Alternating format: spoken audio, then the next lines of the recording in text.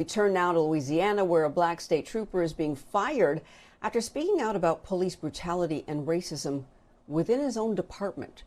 Trooper Carl Cavalier gave several TV interviews criticizing the department for its handling of the death of Ronald Greene. Remember, he's the black man police reported died in a car crash, when in reality, body cam video showed him being beaten and dragged during an encounter with them. BNC's Jamise Price spoke to Trooper Cavalier.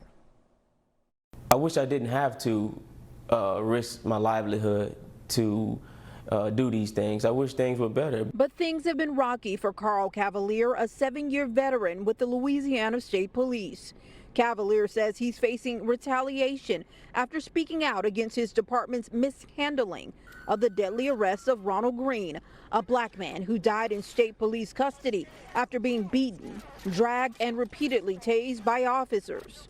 This man was killed at the hands of troopers.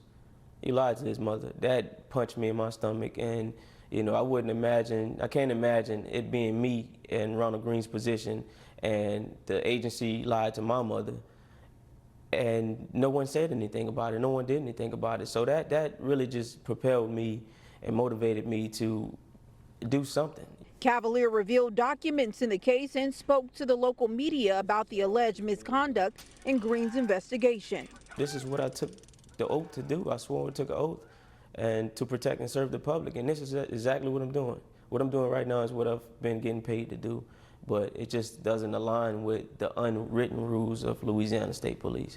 It's in line with the written rules on paper. It's in line with the statutes of Louisiana as far as a whistleblower go, the federal statute of a whistleblower. I'm in line with all of that, but as far as Louisiana State Police systematic racist culture, I'm not in line with that, and that's the problem State Police has with me. But state police say the problems are far-reaching. In this notification letter signed by Louisiana State Police's top brass, it states Cavalier violated 6 of the agency's policies relating to making public statements, loyalty to the department, disseminating information, and conduct unbecoming of an officer, with a recommended termination. In a statement from Louisiana State Police, a spokesperson for the department wrote in part, "Our disciplinary administrative process is not finalized, and Cavalier remains an employee at this time." I don't want to leave State Police. I'm speaking out about things need to change, and I want to be a part of the change, but I'm going to leave State Police. I'm going to allow them to just kick me out. No, I need to go back and show the ones that's being quiet, like, hey, you don't have to be quiet. You can speak out and still keep your job. We can change this thing from the inside. Cavalier, who's been honored by state police, lawmakers, and his community, says that change starts with addressing decades of wrongdoings. If State Police were operating in a manner that it's supposed to operate in a manner that it says on paper, with its policy and procedures and with Louisiana laws, the federal laws, then Ronald Greene wouldn't have happened.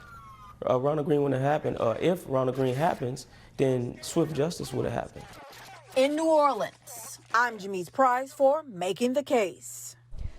Joining me on the phone is retired NYPD detective and director of the Black Law Enforcement Alliance, Marq Claxton. Mark, thank you so much for joining me tonight. First, I want to get your reaction to Cavalier's comments in Jamise's piece, and just tell us what you think about this overall situation. Well, I think Cavalier's comments were very insightful and really on point, and he has an understanding about the dynamic in which he's kind of caught up in. And as he referenced, not falling in line with these unwritten rules of Louisiana State Police, he really was referring to what we call the police culture, which too often has become toxic and creates an environment that prevents or kind of dissuades good, ethical police officers from maintaining this high level and high standard of professionalism. When, seeing something, you take the appropriate action. If it's something that's out of line, you want to make sure that you report it. Those are all principles and conditions that, too often are theoretical as opposed to actually practical in law enforcement in general, policing specifically. So it is extremely troubling and disturbing what is occurring. And the police culture, the toxic police culture, is really determined to rein in anyone who operates outside of its toxicity, and that's what they're doing with Mr. Cavalier. So, Mark, we do know the department took steps to fire one of the officers involved. Now, he died in a car crash before he could be let go. But the other officers, they face less discipline and they're actually still on the job. What do you think about that? I think what's important, even though some people may point out that there are certain steps that Louisiana has decided to take in regards to holding individuals involved with death and screen accountable. The reality of it is that it was a failed cover-up attempt on the part of Louisiana State Police. They had no intentions of full disclosure until there was some additional reporting in regards to this incident. And some of the information, Mr. Cavalier spoke about, and that's what got him into the hot water. So they aren't engaged in noble or professional behavior in as far as the investigation into the death or in the manner in which they're attempting to dissuade Mr. Cavalier from upholding his oath of office that he referenced. Yeah, and then we've got a spokesperson with Louisiana State Police saying that Cavalier is being let go because he violated department policy with his tell-all interviews. Are you buying that? Or do you think he's really just being punished for breaking the blue code of silence? Yeah, it's more of the latter. It's about Cavalier's behavior, conduct, and statements that operate outside of that toxic police culture, this quote unquote blue wall of silence. It's about a person who takes their oath of office very seriously and is behaving and acting in accordance with that oath.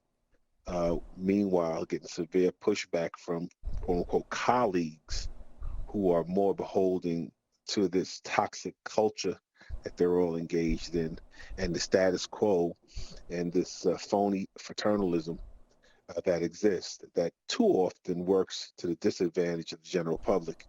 I think Mr. Cavalier's position that he is upholding and adhering to the standards that he swore an oath to uphold is appropriate. He's doing the right thing.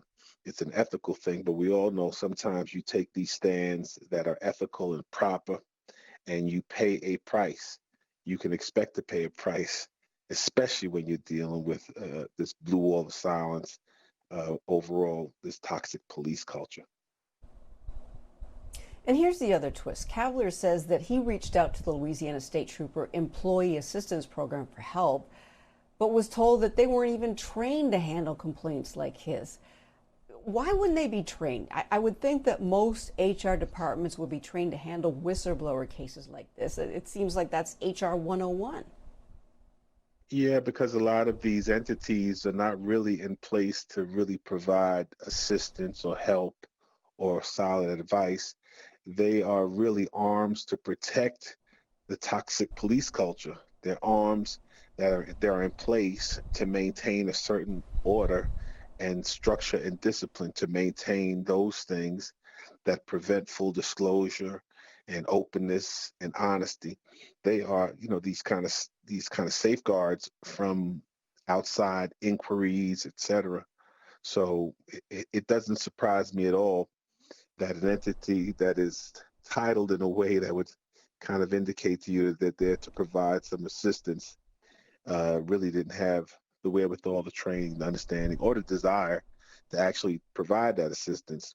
And what's doubly sad is that even if you don't have the capacity within that particular group, that particular agency or entity, at least you would have the ability to make a referral so that Cavalier could have had his questions answered and been provided the assistance that he had requested of them.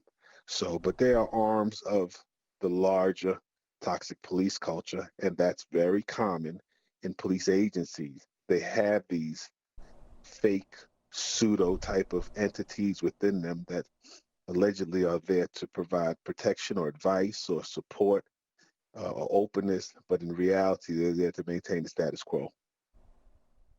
Hmm, interesting. And we report stories all the time of these police officers abusing their power. In this case alone, we have officers on tape beating a man, lying about it.